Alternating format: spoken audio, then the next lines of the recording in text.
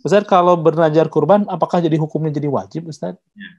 Baik, nanti kita akan bahas. Tadi hukumnya muakkadah ya. Tapi memang kurban ketika nazar itu jadi wajib. Ada dua kondisi kurban itu jadi wajib. Pertama ketika bernazar, ya. Misalnya saya tahun ini mau kurban, saya nazar tahun ini mau kurban nih, gitu ya. Karena anak saya lulus kuliah tahun ini. Nah itu jadi wajib kurbannya harus ditunaikan, gitu ya. Nah, kalau misalkan disebutkan kurbannya mau sapi, harus sapi itu. Jadi nazarnya ya, itu yang menjadi kewajiban adalah nazarnya.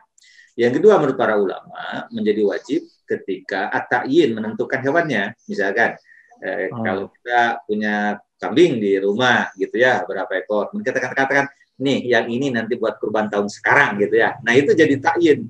Nah itu jadi wajib itu tahun ini menyembelih hewan itu begitu ya. Jadi dua kondisi. Pertama kalau bernazar, ya, yang kedua kalau at-ta'yin menentukan hewan kurbannya sudah ditunjuk oleh kita sekarang gitu ya. Itu ibu-ibu misalkan atau bapak-bapak jalan-jalan gitu ya ke peternak sapi gitu, kemudian kayaknya sapi ini tahun ini untuk kurban ya gitu ya. Gitu ya. Nah itu kemudian ini sapi ini untuk kurban sekarang. Nah gitu ya. Para ulama kalau sudah ditunjuk begitu bisa jadi wajib gitu. Jadi masuk kategori wajib ya, Ustaz ya? Wajib begitu ya. Jadi siap. bukan lagi mustahab ya. Ini ada case begini, Ustaz. Tahun kemarin ini pertanyaan dari saudara saya ini. Kan sempat terjadi penyiapan kurban sapi, tapi ternyata hewannya mengalami ini, Ustaz, ngedrop gitu ya. Hingga sampai tidak bisa berdiri, akhirnya disembelih ketika pas adzan subuh, Ustaz itu.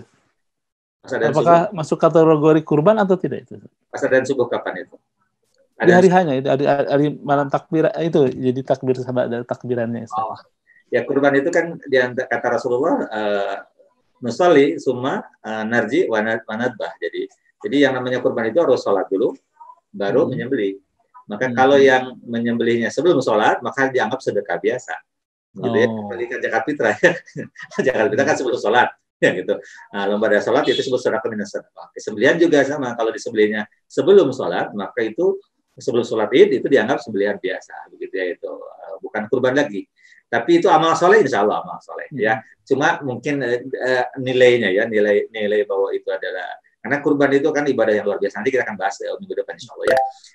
Maka nilainya aja gitu. Apakah Ustaz orang tersebut dapat pahala insya Allah. Sebagaimana orang yang bayar zakat fitrah dibayar setelah sholat Id gitu ya, itu dianggap sedekah. Sedekah itu kan kebaikan. Tapi nilainya di hadapan Allah tentu lebih besar zakat fitrah.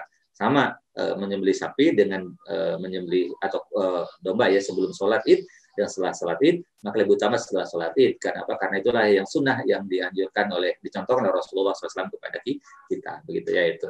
Sebenarnya kalau hewannya masih sehat, ngedropnya mungkin ya ngedrop karena memang biasanya kalau kekhawatiran takut ini Ustaz mati, meninggal ya, mati betul. Kalau mati memang mati ya. Silahkan gitu, cuma nah kalau panitia harus bertanggung jawab ya, dan disampaikan itu kepada mudzahinya, kepada yang ikut berkurbannya begitu ya itu. Nah, berarti kalau itu jaminan dari panitia maka panitia harus mengganti dengan satu ekor yang sama disembelih setelah sholat ya, baik pada tanggal 11, 12, 13 atau tanggal 10 ya. Mungkin kan tanggal 10 agak sulit ya, pasti mencari dulu kan gitu ya itu. Nah itu jadi harus itu harus. Jadi karena berarti belum disembelih belum waktunya gitu ya itu.